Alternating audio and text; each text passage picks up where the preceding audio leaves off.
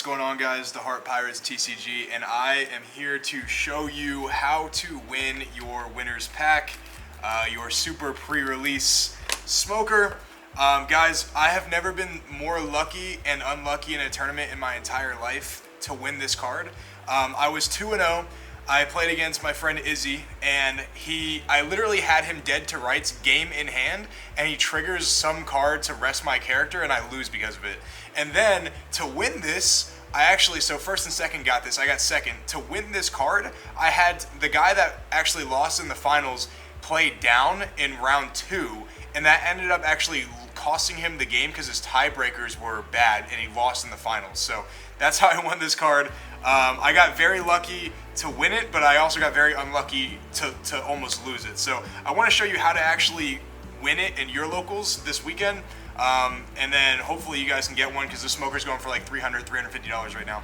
So to start out, play as many blockers as you can that are like cost efficient, semi-cost efficient. I pulled not too great for the sealed event, so I only got 6 blockers.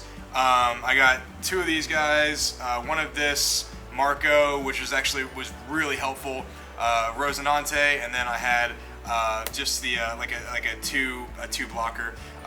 So you want to play as aggressively as you possibly can, and deal with their characters very little.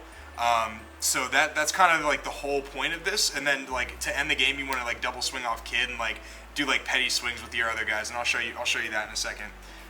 So we'll play the 2K counters. You should play as many 2K counters as you can. So I got, looks like 7. So I played 7 2K counters. Sometimes they did come in handy. I never played this. I never played this. I never played this. Actually, you know what? I never played any of them, but they came in handy when I needed them to. If I could play them, I would, but it just didn't come up. You use them. You protect your life so much in this sealed event, guys. Protect your life like it's the last thing you can do. Like, don't dump every single card, but you can put yourself down to 2 life, and you'll be two cards in your hand and be completely okay. I would not be scared at all to put yourself at 2 cards in hand or even 1 card in hand if it means you can protect your life, because that's very, very, very important.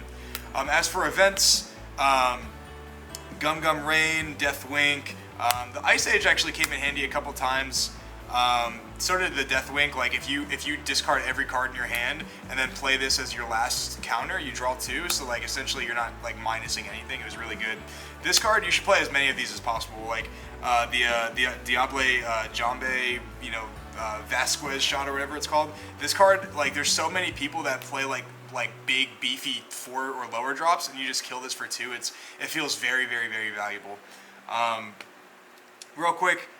So I played a little bit of a Impel Down. I tried to focus on an Impel Down / Whitebeard engine, just playing the cards that I got. I never played this. I actually never even saw it in any of my 4 rounds, but I played it just to search an Impel Down if I wanted to.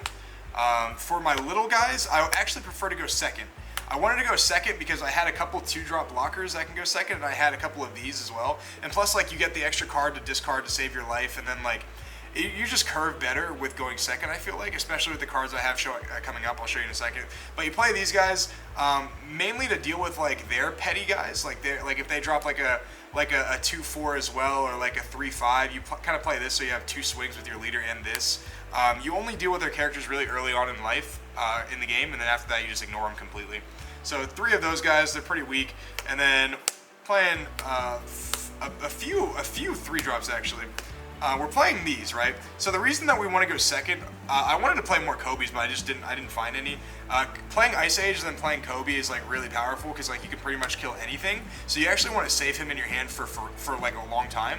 But if like they have a card you can't deal with, like in the first couple turns you can play Ice Age and Kobe, and then just like you discard 3 cards essentially, but it's really powerful to just get a big thing off the field. Smoker guys, like Smoker is massive in this because like you're gonna like. They can only kill it basically with their leader, because it can only die by a special attack card. So you only really are gonna kill it with your leader, because it's only a character that can't kill it without a special. So if you're gonna keep this around with a couple blockers or something like that, I would, because it puts a lot of pressure on their board, and it won me a bunch of games. And the reason we want to go second is because we're playing the 4-drops. Honestly, you just play as many 4/6s as you can, 4/5s. The reason I'm playing the boa is so I can like draw and discard one if like the card's really dead in my hand. Like it's just a good way to get just better cards in your hand, funneling your cards. And then these guys are just beaters. Like if they have anything, if they have like 6Ks and above, you don't even swing at their 6Ks anymore. You just like swing at their life and just try to kill them before they can kill you. This event is going to be an arms race, and you have to kill them quick, which is why you have to play Kid or Zoro. That's the only way. I played one of these guys. He never came up. He sucked. He was a 1K counter. I wouldn't even play him. The 5-drops put in a lot of work. Guys, you should play as many of this guy as possible. The Douglas Bullet, on play, Dawn -1, you rest a 4-cost or lower. This card has literally, like, this card won me like 2 games. Like, it was actually insane. If I would have gotten more of these, I would have played 4 of these if I got the chance. It was really strong. This is a 6-drop, so I'll talk about that in a second. But the 3/5s are really good. They came in handy when they needed to. If not, they were a discard for either Marco or a 1K counter because I protected my life a lot. And then I played 2 of the 6-drops. And then my boss monsters, I played Ivankov, which I wanted to play Ivankov with with Crocodile, but I didn't really have a lot of impale down cards. But it was just there for the draw 2 essentially. It was a 7/7, and then obviously Whitebeard is just like when I got it out, it was broken because like they basically couldn't block with anything. And then I put my leader at 7, so that was really strong. Just a good deck in general, but guys, do not try to deal with their life because and don't play a 4-cost leader either because you're going to instantly die. Play either Kid or play Zoro because you have to be super aggressive and you're not going to be really dealing with their board a lot, so you just have to rush down and kill them before they can kill you.